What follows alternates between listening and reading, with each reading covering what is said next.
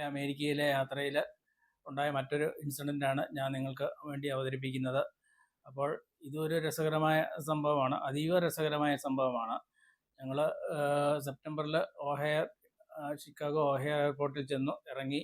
അന്ന് തന്നെ ഞങ്ങൾക്കൊരു സിറ്റി വ്യൂ ഒക്കെ കഴിഞ്ഞ് കഴിഞ്ഞ ദിവസം ഞാൻ പറഞ്ഞിരുന്നു, ഞങ്ങൾ ഹോട്ടലിലേക്ക് മടങ്ങുകയാണ് ചെയ്ത്. എയർപോർട്ട് ഹോട്ടൽ എന്ന് പറയും. അതായത് എയർപോർട്ടിൽ നിന്ന് നേരെ ഹോട്ടലിലോട്ട് ഷട്ടിലുണ്ട്. അങ്ങോട്ടും ഇങ്ങോട്ടും എപ്പോഴും ഷട്ടിൽ ചെയ്യുന്ന ഒരു എയർപോർട്ടാണ്. ആളുകളെ ട്രാൻസ്പോർട്ട് ചെയ്യുന്ന എയർപോർട്ട് ആയതുകൊണ്ടാണ് എയർപോർട്ട് ഹോട്ടൽ എന്ന് പറയുന്നത്. അപ്പോൾ അങ്ങനെ ഒരു ഹോട്ടലിലാണ് ഞങ്ങൾ തങ്ങിയത്. അന്ന് ഉച്ച കഴിഞ്ഞ് എല്ലാവരും റെസ്റ്റ് ചെയ്യുകയായിരുന്നു. ചിലർക്ക് ഷോപ്പിങ്ങിനൊക്കെ പോയി. തൊട്ടടുത്ത് സൂപ്പർ മാർക്കറ്റൊക്കെ ഉണ്ടായിരുന്നു. അങ്ങനെ ആ ഒരു ദിവസം കഴിഞ്ഞ് പിറ്റേ ദിവസം ഞങ്ങൾ ഷിക്കാഗോ ലേക്ക് അടുത്ത് കാണാനായിട്ട് ഉള്ള യാത്രയായിരുന്നു.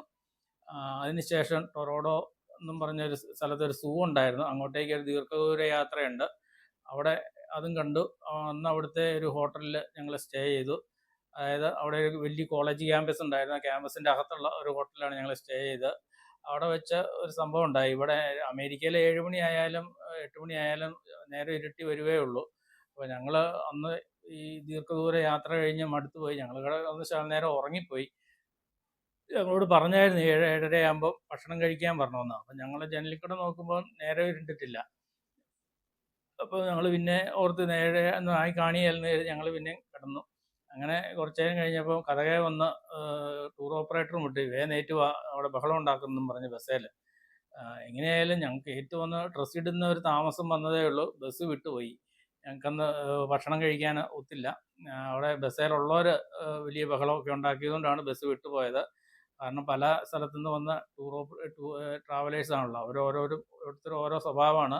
നമ്മളൊരു സ്ഥലത്ത് ലൊക്കേറ്റ് പാലായിൽ നിന്ന് തന്നെയുള്ള ഒരു ടൂർ ഓപ്പറേറ്റർ ഗ്രൂപ്പ് ആയിരുന്നെങ്കിൽ അത്രയും പ്രശ്നം വരികയില്ലായിരുന്നു, പറഞ്ഞാൽ മനസ്സിലാവുമായിരുന്നു. ഇവർ ബഹളം ഉണ്ടാക്കി. അങ്ങനെ അത് നടന്നില്ല. ഞങ്ങൾക്ക് ഭക്ഷണം കഴിക്കാൻ പറ്റില്ല. ഞങ്ങൾ പുറത്തിറങ്ങി കഴിഞ്ഞപ്പോൾ ബസ് പോയെന്ന് തന്നെ ഞങ്ങൾക്ക് മനസ്സിലായി. അപ്പോൾ അവിടെ നിന്നിരുന്ന 2 പേര് പറഞ്ഞു ബസ് വിട്ടുപോയെന്ന് പറഞ്ഞു. പിന്നെ ഞങ്ങൾക്ക് കോണ്ടാക്ട് ചെയ്യാനുള്ള വഴികളൊന്നുമില്ല. ഞങ്ങൾ കോളേജ് ക്യാമ്പസിലുള്ള ക്യാൻറ്റീനിൽ കയറി. അത് അതീവ രസകരമായിരുന്നു. എന്തോ ഒരു സാധനം ഓർഡർ ചെയ്തു കൊണ്ടുവന്നു. അത് അത്ര രുചികരമായിട്ട് തോന്നിയുമില്ല. പിന്നെ അത്രയും ഡോളർ മുടക്കിയതല്ലേ എന്ന് കരുതി ഞങ്ങളത് കഴിച്ചു തീർത്തു. അവർ ആ ബില്ലെ തന്നെ ടിപ്പും കൂടെ അടിയിച്ചതാണ് ഇങ്ങോട്ട് തരുന്നത്. അപ്പോൾ $53 അന്ന് കൊടുക്കേണ്ടി വന്നു. അതായത് 2000-3000 രൂപയാണ് വൈകുന്നേരം ഭക്ഷണം കഴിച്ചതിന് ആയത്.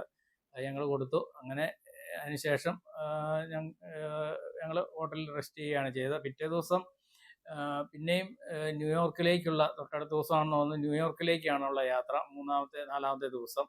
അപ്പം ഈ ബസ് ന്യൂയോർക്കിലേക്കും 5-6 മണിക്കൂറുണ്ട് യാത്ര.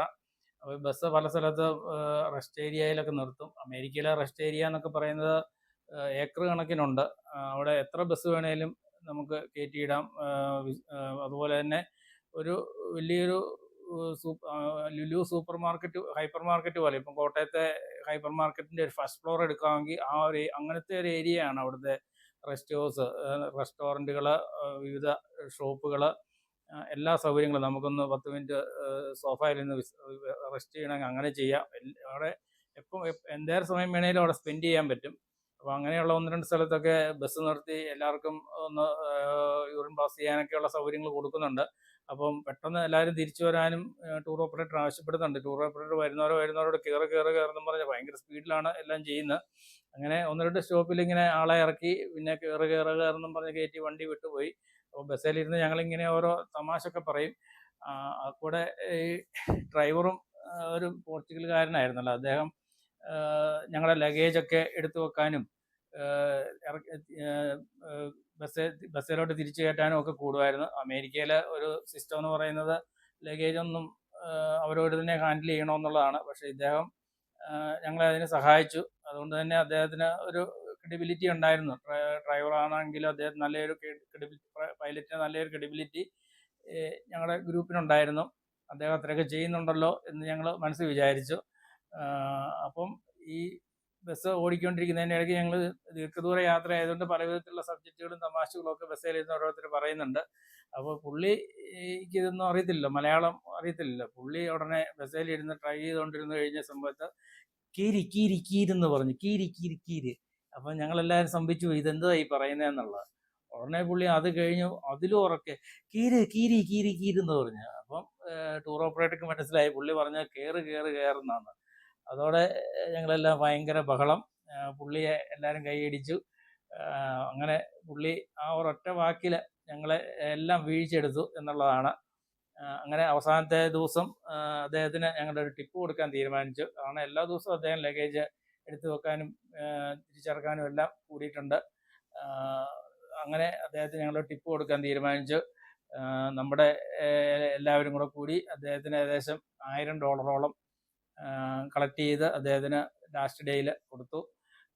അദ്ദേഹത്തിന് 3 ഭാര്യമാരുണ്ടെന്നാണ് പറഞ്ഞത്. അപ്പം നല്ല ചിലവൊക്കെ അദ്ദേഹത്തിനുണ്ട്. എല്ലാവരെയും തീറ്റി പോറ്റണം, അങ്ങനെയാണ് നിയമം പറഞ്ഞിരിക്കുന്നതെന്നൊക്കെ പറഞ്ഞു.